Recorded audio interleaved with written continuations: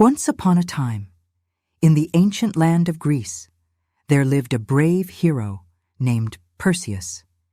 He was the son of Zeus, the king of the gods, and Danae, Perseus' mother, a mortal princess. Perseus' life began with great danger, for his grandfather, King Acrisius of Argos, feared a prophecy that foretold his own demise at the hands of his grandson. To avoid the tragic prediction that his grandson would bring about his downfall, King Acrisius of Argos came up with a desperate plan. He commanded his daughter Danae and her newborn son Perseus to be locked inside a strong wooden chest and thrown into the rough sea. The chest was tossed by fierce waves, traveling for days until it reached the calm beaches of Seriphos Island. When the chest washed ashore, a kind-hearted fisherman named Dictys discovered it.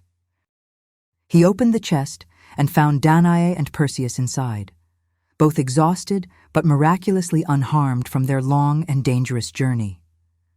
Dictys took them into his humble home, treating them like family, and caring for them with compassion. Under Dictys' guidance, Perseus grew into a strong and brave young man.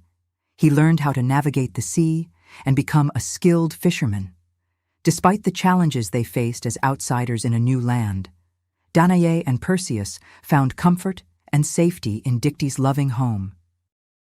As Perseus grew older, the king of Seriphos, Polydectes, developed strong feelings for his mother Danae and wanted to marry her. But Perseus was determined to protect his mother and would not let the marriage happen. This made King Polydectes angry, so he came up with a plan to get rid of Perseus once and for all. He hosted a banquet and demanded that every guest bring him a gift, knowing that Perseus, a young man of humble means, would struggle to comply. When Perseus, feeling helpless, asked Polydectes what he should bring, Polydectes saw an opportunity for his cruel scheme. Polydectes slyly declared, "Bring me the head of Medusa." Medusa, one of the Gorgons, was a fearsome creature with snakes for hair and the ability to turn anyone who gazed upon her into stone. Her head was said to be so powerful that it could even turn kings to stone. Polydectes knew that the task was impossible, for Medusa lived in a remote cave guarded by her sisters, and anyone who looked upon her would meet a petrifying fate.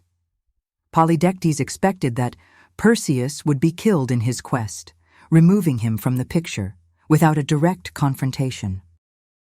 When Perseus learned of the seemingly impossible task set by King Polydectes to bring him the head of the fearsome Medusa, he felt overwhelmed and unsure of where to begin. The idea of facing the Gorgon, whose gaze turned all who met her eyes into stone, was a daunting prospect. In his time of need, Perseus sought guidance from the gods. He made offerings and prayers to Zeus, his divine father, hoping for a sign or a hint of how to approach the task. And it was Zeus, the king of the gods, who heard his plea and decided to intervene. Zeus, knowing that his son faced a dangerous and formidable challenge, called upon his daughter Athena for aid. Athena, the goddess of wisdom and warfare, was known for her strategic thinking and skill in battle. She appeared before Perseus in a shimmering vision, her eyes shining with wisdom and her presence commanding respect. Athena then presented Perseus with a polished shield, its surface gleaming like a mirror. "Take this shield, forged by Hephaestus himself," she instructed. "Use it to your advantage when facing the Gorgon. Look not directly at her, but instead use the shield to see her reflection. This way, you may avoid her petrifying gaze." Perseus accepted the shield with reverence, feeling the weight of its divine power in his hands. "Thank you, wise Athena," he said, his heart filled with determination. With this shield, I shall face the Gorgon and fulfill my quest." But Athena was not done yet. She also bestowed upon Perseus a sword, crafted by the divine blacksmiths of Olympus. "Take this sword," she said, "and let it be your weapon against the Gorgon. With it, you may deliver the fatal blow that will end her reign of terror." With the shield and sword in his possession, Perseus felt a surge of confidence and strength.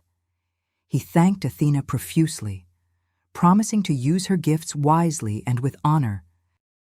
And so, armed with the divine weapons given to him by Athena, Perseus set out on his perilous quest to slay the Gorgon Medusa. With the goddess of wisdom and warfare watching over him, he knew that he had the strength, skill, and cunning to face any challenge that lay ahead. He traveled through unfamiliar lands, guided by the helpful tools granted to him and the wisdom of Athena. After days of travel, he finally arrived at the distant land where the dreaded Gorgons lived. When Perseus finally found the Gorgons, he realized the difficulty of his task. He could not look directly at the Gorgons, for their gaze would turn him to stone. But Perseus was determined to complete his quest. With a cunning plan in mind, he used his polished shield as a mirror to catch glimpses of the Gorgons without looking directly at them. As he peered into the reflection, he saw the horrifying face of Medusa, her once beautiful features now twisted into a monstrous mask. Her hair was a writhing nest of snakes, hissing and snapping at anyone who dared to come close. Perseus steeled himself, and with a swift strike, he beheaded Medusa before she could turn him to stone. He made sure not to look directly at her face, knowing the consequences that awaited him if he did. And with that, he completed his daunting task and secured the head of Medusa for his mission. After he defeated Medusa, a horrible monster with snakes for hair, Perseus saw that drops of her blood had fallen to the ground. To his astonishment, they turned into a beautiful winged horse named Pegasus and a fierce golden warrior named Chrysaor. With the perilous task completed, Perseus carefully placed Medusa's head into an enchanted bag given to him by 3 sisters called the Graeae. This ensured that her deadly gaze could not harm anyone else. Perseus mounted Pegasus and flew back to Seriphos, his hometown. But to his dismay, he discovered that King Polydectes was still tormenting his beloved mother.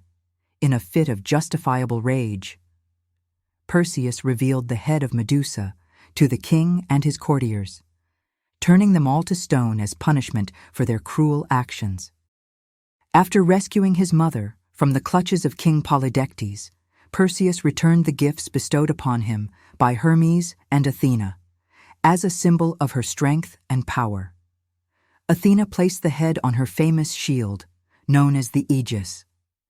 This was not only a tribute to Perseus' heroic deeds, but also a warning to any who dared to challenge her. Perseus continued to embark on incredible adventures, becoming a legendary hero in Greece. His name and tales of bravery, cleverness, and victory over monstrous evil spread far and wide, becoming an enduring part of Greek mythology. Even to this day, his story is told and retold, inspiring generations with its lessons of courage and resilience in the face of adversity.